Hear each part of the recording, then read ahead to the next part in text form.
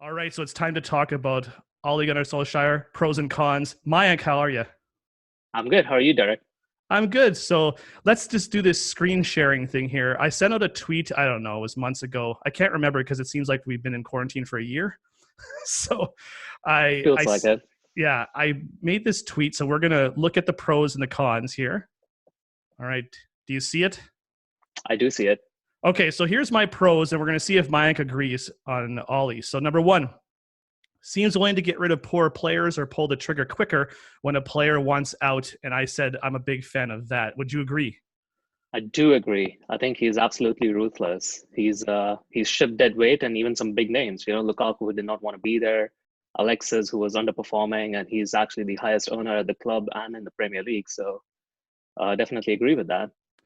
So I posted that, then I'm on the fence a little bit about that as a pro too, because if you look at Mourinho, he didn't get rid of Smalling, for example, when Ollie did. Okay, and obviously, as people know, I can't stand the defense, at least the old defense of Manchester United.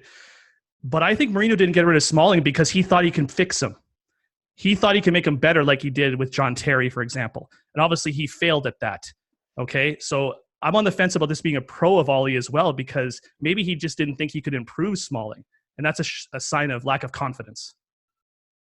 Yeah, I think Jose has a bunch of other problems, and fixing or not fixing Smalling wasn't at the top of that, right? I think Ole has realized the gaps in the team, and he's trying to fix them.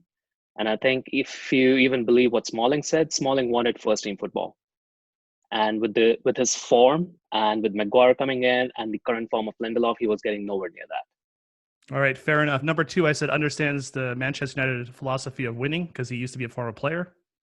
Yeah, I mean, I don't think we need to even debate this. Like, he gets the club. He's United through and through. He's learned from the best there ever was. Okay.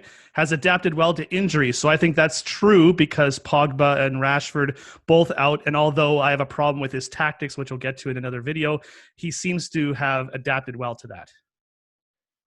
Yeah, to an extent. I mean, I don't think this is a pro or a con. He's been dealt a hand that he's having to live with. The team isn't very deep. The bench isn't very deep, and whatever we have isn't high quality. But I think he's made the most of what he was given.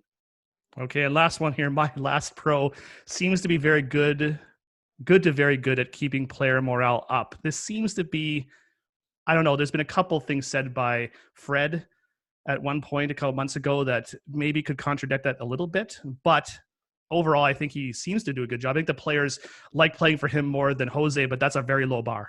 Right. No, I do agree with that. Like, I think he has a clear vision, and he's building the team for that vision. And one of the things he's very high on is young team that wants to be there. And he's a very happy-go-lucky person. You've seen that. But I think the one thing that adds to this point that is a pro for him, but technically a pro for his team, is his coaching staff has come leaps and bounds. Like, Carrick and McKenna have been incredible in doing training sessions, and you can hear the players talk about how much they've benefited from the two of them. And Pogba and Fred actually have been very vocal about how much they have liked working with Carrick. I think Fred, arguably, I don't know what you think about him, but Fred, arguably, for me, is the most improved player at United. And I would even put him in top 10 in the Premier League right now. And that's all because of the extra coaching he's got. Most improved, but wasn't he a big price tag, though? Yeah, but he was a big price tag. But there was a reason why a manager like Mourinho and even Pep wanted to go for him. There was definitely something about him, and he struggled because of what Jose did to him. And I think Ole coming in and the coaching staff working with him has definitely helped. And that's where the morale part comes in. Okay, I would say Shaw is the most improved player. I debate you on that because Shaw was already, like, we knew Shaw could have been good. Right before his injury, Shaw was good. He had the injury, then he was dealing with Jose.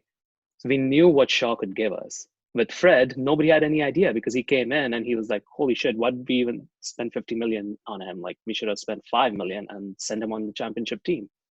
Okay, fair enough. I mean, I think both points are good there. Do you have any more pros for us? Yeah, there's one that I think he's learning from his mistakes, albeit a bit slowly. After we got whooped by, I think it was Everton last year, Ole was very clear that he's here to win. And some players who played that day will not be part of that club. And we've seen that. Smalling's out, Young is out, Sanchez is out. And I think the defeat to Burnley at Old Trafford in January, I don't think it'll ever happen again. And the other pro that we definitely should hit on is his tactics have been spot on against the quote unquote big six. Doing a double over Pep is no small feat, and playing the way we have against this season's Liverpool, I think that should count for a lot. Okay. So I guess I'll see you in the cons video. All right. I'll see you there.